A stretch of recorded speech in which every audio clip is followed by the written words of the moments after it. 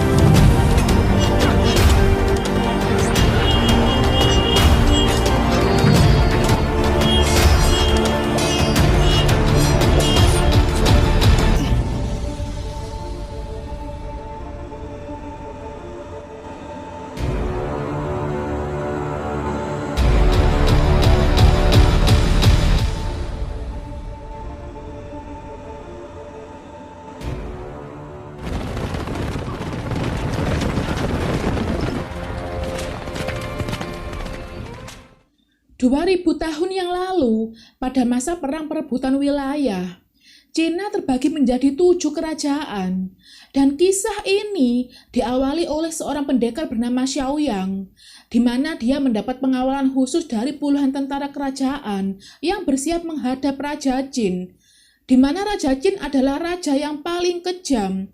Dia dianggap sebagai ancaman utama oleh keenam kerajaan, dan para pembunuh siap dikirim untuk membunuh sang maharaja.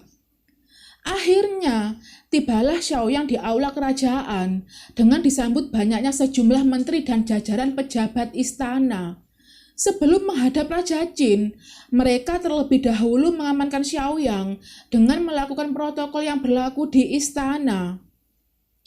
Dan inilah Maharaja Jin yang terkenal sangat kejam.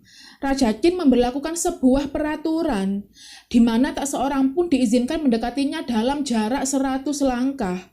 Dan setiap harinya, Raja Jin diharuskan memakai baju perang untuk menghindari pembunuhan atas dirinya. Rupanya, kedatangan Xiaoyang menghadap Raja Jin bukan tanpa alasan, melainkan dia diundang atas keberhasilannya menghabisi 3 pembunuh, yang selama ini membuat tidur sang raja tidak nyenyak. Sebagai bukti atas keberhasilannya, Xiaoyang menyerahkan ketiga senjata yang diperoleh dari ketiga pembunuh.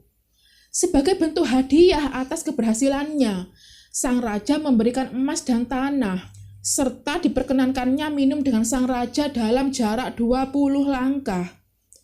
Sang raja yang begitu penasaran atas aksi heroiknya melawan 3 pembunuh, lantas segera memintanya menceritakan bagaimana Xiaoyang dapat menghabisi mereka yang terkenal sangat lihai. Tanpa basa-basi, Xiaoyang lantas menceritakan bagaimana dia mengeksekusi pembunuh pertama yang bernama Gong Li di sebuah gria catur. Pada awalnya, Gong Li harus menghadapi ke-7 pendekar dari istana Jin. Mereka berujar bahwa kedatangannya untuk menangkap Gong Li.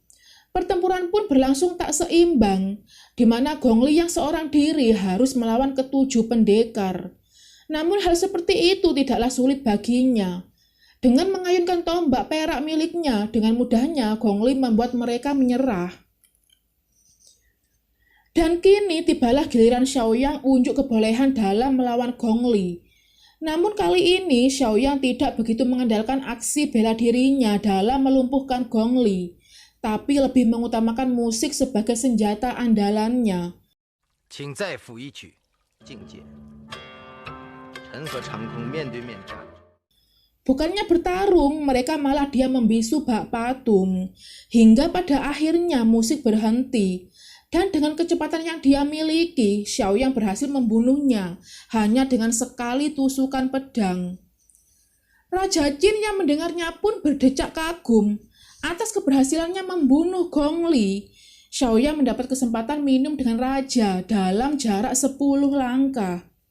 Untuk cerita berikutnya, Xiaoyang menjelaskan bagaimana dirinya menghabisi kedua pembunuh berikutnya yang merupakan sepasang kekasih. Ia adalah Chen Kun dan Zhu Xun. Menyadari kedua pembunuh bersembunyi di wilayah Zhao, tepatnya di sekolah kaligrafi, Xiaoyang memutuskan menyamar menjadi pelajar di sana dengan memesan gulungan kitab kepada Chen Kun yang terkenal ahli dalam membuat kaligrafi. Dan inilah Chen Kun ditemani muridnya yang bernama Zhang Zi. Bersamaan itu, datanglah puluhan ribu tentara pemanah milik Maharaja Jin yang meluncurkan anak panah secara membabi buta. Ditemani Zhu Xun, Xiaoyang berjibaku menghadang panah-panah tersebut. Sementara Chen Kun di dalam, tengah serius menyelesaikan tulisan kaligrafi pesanan Xiaoyang.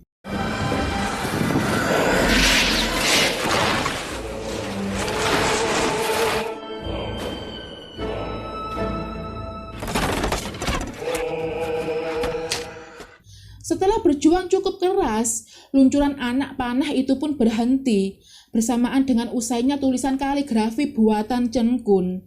Akhirnya, Xiaoyang pun mengakui siapa dirinya sebenarnya. Dengan menggunakan tombak perak milik Gong Li, Xiaoyang berusaha mengadu domba keduanya, bahwa sebenarnya Gong Li sangat menyukai Zhu Xun. Chen Kun yang mendengarnya hanya bisa tertunduk lesu. Malam pun telah tiba, tampak Zhang Zi dengan santainya menyisir rambut gurunya. Entah setan apa yang merasukinya. Tiba-tiba Chen Kun merobek pakaian yang dikenakan muridnya. Disaksikan langsung oleh Zhu Xun.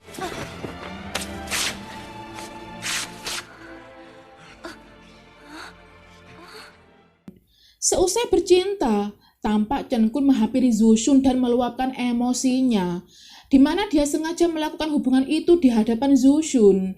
Setelah puas meluapkan emosinya, dia pun bergegas pergi. Dan seketika itu, Zhu Xun menusuk perutnya dengan sebilah pedang, sehingga dia pun tewas. Tak terima gurunya mati, Zhang Zi nekat mengajak Zhu Xun bertarung. Keduanya pun lantas bertarung dengan sengitnya. Namun sayang sekali, Zhang Zi harus meregang nyawa di tangan Zhu Xun.